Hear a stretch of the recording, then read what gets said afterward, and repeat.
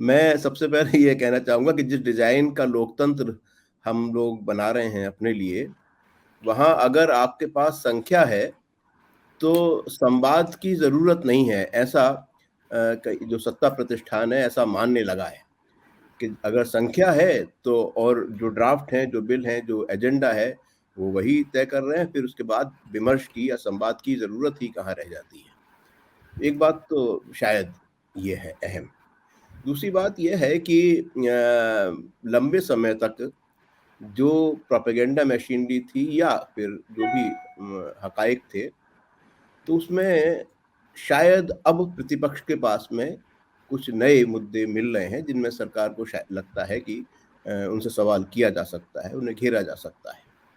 तो वो तमाम चीज़ों को लेके और ख़ास तौर पे जो असंतोष अलग-अलग संस्तरों में हैं समाज के, उनको लेकर बेरोज़गारी है, महँगाई है, और आस-पास में जो एक कहिए कि अभी रिसेंटली उन्होंने किसान आंदोलन से भी निपटे हैं किसी तरह से। तो उस दौरान ये देख लिया कि जो जन आक्रोश है ना, उसको आप किसी भी कीमत पर यानी कितनी भी बड़ी सेना को लेकर जाएँ तो दबा नहीं सकते।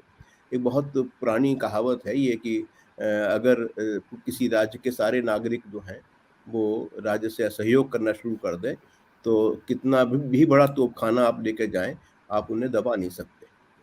तो ये दौर ऐसा है, मुझे लगता है कि शायद अब प्रतिपक्ष के पास में मुद्दे हैं और वो सरकार को घेर सकते हैं। एक ये हो भी सकता है।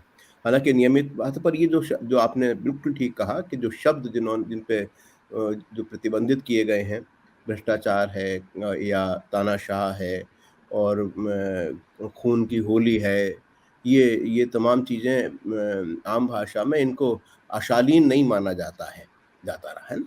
और अगर आप उनका पुराना इतिहास देखें, तो मैंने 2014 से पहले का, तो आप पाएँगे कि संसद में अवरोध पैदा करने के लिए और संसद की कार्रवाई को ना चलने देने के लिए जितना शोर-शराबा और जिस तरीके के आरोप सभी लोगों पर, चाहे वो रेनकोट पहन के मनमोहन सिंह कर रहे हों, लगाए गए, तो वो उन्हें अनुभव है कि इनका समाज पे क्या असर पड़ता है और समाज में असंतोष कितना फैलता है।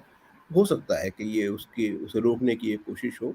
बहरहाल मुझे ये लगता है कि जिस स्तर के सांसद भी अब संसद में जा रहे हैं, हुँ। ये कम से कम विमर्श तो होता ही था ना, तो उसमें कुछ लोगों को सुनने का आपका मन करता था। वो तैयारी से आते थे, वो बहुत सामग्री एकत्र करके आते थे और उनकी प्रस्तुति, उनकी जो शब्दावली थी बहुत समृद्ध होती थी।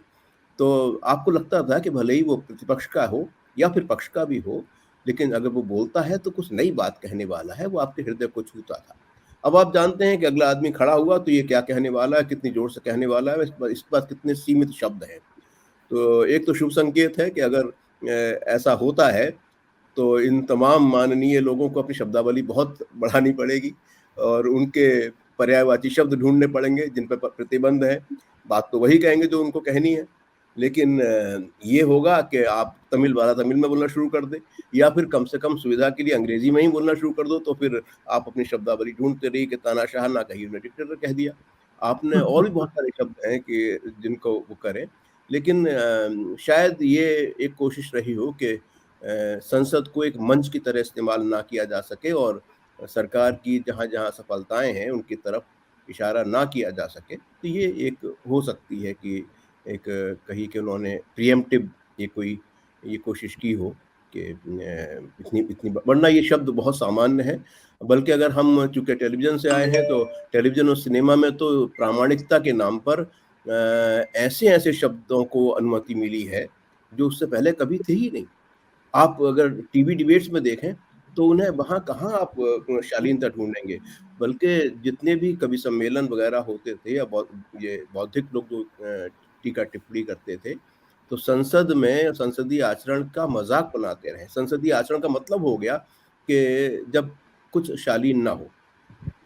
तो होना चाहिए, ये गंभीर चिंता की बात है। संसद में जो लोग बोलें वो अच्छी भाषा का इस्तेमाल करें।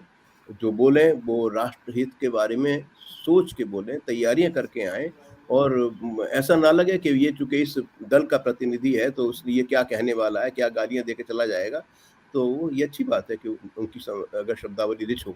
लेकिन मुझे ये लग रहा है जो शब्दावली अभी पेश की गई है, उसके लिए तो संसद के ज़्यादातर सांसदों को बहुत कोर्स करने पड़ेंगे और हो सकता है तब भी वो ये ना कर पाएँ कि इन शब्दों को निकाल के अपनी बात कह पाएँ। तो बहरहाल देखें, ये संकेत इस लिहाज से तो है कि जो पढ़े-लिखे लोग हैं, बौद्धिक लोग हैं, शायद उन्हें ज़्यादा अवसर मिले भविष्य में। लेकिन ये एक प्रीएम्प्टिव मुझे लगता है अटेम्प्ट है गवर्नमेंट का, शायद।